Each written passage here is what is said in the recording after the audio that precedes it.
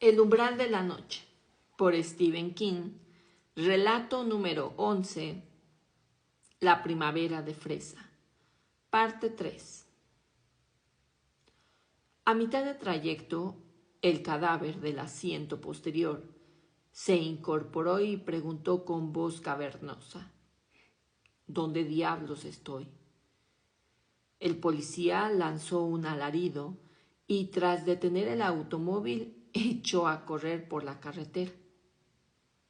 El muerto resultó ser un estudiante llamado Donald Morris, que había pasado los últimos 2 días en cama con una fuerte gripe. Aquel año era asiática, no lo recuerdo. Sea como fuere, se desmayó en el aparcamiento cuando se encaminaba hacia el Grinder para comer un plato de sopa y unas tostadas. Los días siguieron siendo calurosos, con el cielo encapotado. La gente se congregaba en pequeños grupos que se disolvían y se recomponían con asombrosa rapidez. Si mirabas las mismas caras durante mucho tiempo, empezabas a concebir ideas raras acerca de alguna de ellas. Y pronto los rumores comenzaron a circular de un extremo a otro del campus a la velocidad de la luz. Habían oído que un simpático profesor de historia reía y lloraba alternadamente junto al puentecito. Gail Kerman había escrito con su propia sangre un críptico mensaje de 2 palabras sobre el asfalto del aparcamiento de ciencias zoológicas. Ambos asesinatos habían sido en realidad crímenes políticos, rituales, perpetrados por una fracción de la sociedad de los estudiantes democráticos como protesta contra la guerra. Esto era realmente absurdo. La sed de New Sharon contaba con 7 miembros. Si se hubiera escindido una fracción importante, la organización habría desaparecido simplemente.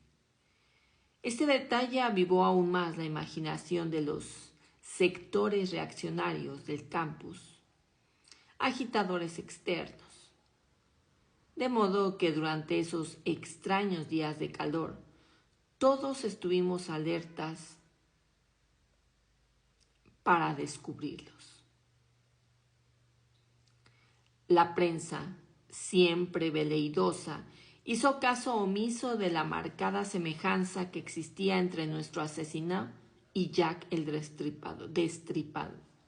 Destripador, y se remontó aún más lejos hasta 1819. A Anne Bray la habían encontrado en un terreno lodoso a unos 4 metros de la acera más próxima, y sin embargo no había ninguna pista, ni siquiera su huella. Un fantasioso periodista de New Hampshire, apasionado por lo arcano, bautizó al asesino con el apodo de Jack Pies Ligeros, en homenaje al infame doctor John Hawkins de Bristol, que había matado a 5 de sus esposas con extraños ingredientes farmacéuticos.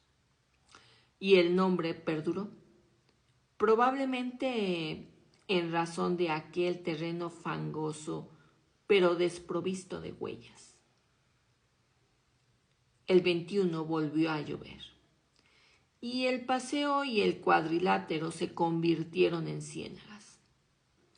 La policía anunció que infiltraría detectives vestidos de paisano, hombres y mujeres, y retiró la mitad de sus coches patrulla. El periódico del campus publicó un editorial de protesta muy indignado, aunque un poco incoherente contra estas medidas. Su argumento parecía consistir en que, con toda clase de policías disfrazados de estudiantes, sería imposible distinguir a un auténtico agitador externo de otro falso. Llegó el crepúsculo y junto con él la bruma, que se levantó lenta, casi reflexivamente en las avenidas bordeadas de árboles, ocultando uno tras otro a todos los edificios. Era tenue e insustancial, pero al mismo tiempo implacable y amenazadora. Nadie parecía dudar de Jack Pies Ligeros. Era un hombre, pero la bruma era su cómplice y era de sexo femenino, o por lo menos eso parecía. Era como si nuestra pequeña universidad estuviera atrapada entre el uno y la otra, estrujada por un brazo de amantes locos, comprometida en una boda que se había consumado con sangre. Me quedé fumando y mirando cómo las luces se encendían en la creciente oscuridad y me pregunté si todo había terminado. Mi compañero de habitación entró y cerró la puerta quedamente a sus espaldas. Pronto comenzará a nevar, anunció. Me volví y lo miré. ¿No han dicho por la radio? No, respondió. ¿Quién necesita un meteorólogo? ¿Nunca has oído hablar de la primavera de fresa? Quizás sí, asentí. Hace mucho tiempo. Es un tema de conversación de las abuelas, ¿verdad? Se detuvo junto a mí mirando la noche cada vez más oscura. La primavera de fresa es como el veranillo de San Martín, explicó, pero mucho más esporádica. En esta comarca un buen veranillo de San Martín cada 2 o 3 años. Pero en cambio de temperatura como el que está ocurriendo ahora, solo se produce cada 8 o 10.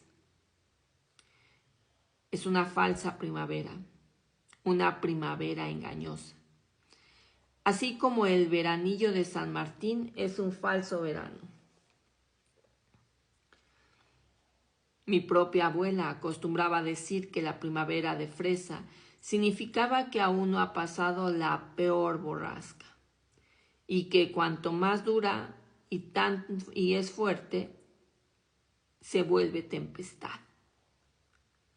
Son leyendas, comenté. No creo ni una palabra y lo miré, pero estoy nervioso. ¿Y tú? Sonrió con expresión benévola y sacó uno de mis cigarrillos del paquete que descansaba sobre el antepecho de la ventana. Sospecho de todos menos de ti y de mí, dijo. Y después su sonrisa se diluyó un poco. Y a veces dudo de ti. ¿Quieres que vayamos a la sala de juegos a jugar una partida de billar? La semana próxima tengo un preliminar de trigonometría. Me quedaré aquí con un rotulador y un montón de notas. Ya hacía un largo rato que se había ido y yo solo atinaba a mirar por la ventana. Incluso después de abrir el libro y de enfrascarme en el tema, una parte de mi ser continuaba fuera, caminando por las sombras, donde ahora imperaba algo tenebroso. Esa noche fue asesinada Adele Parkins. 6 coches patrullas y 17 detectives con aspecto de estudiantes universitarios. Incluso 8 mujeres que habían llegado desde Boston vigilaban el campus. Pero Jack Pies Ligeros la mató de todos modos, eligiendo certeramente a una de las nuestras. La falsa primavera engañosa lo ayudó y lo instigó. La asesinó y la dejó apuntalada por el volante de su Dodge 1964, donde la encontraron a la mañana siguiente y una parte de ella apareció en el asiento posterior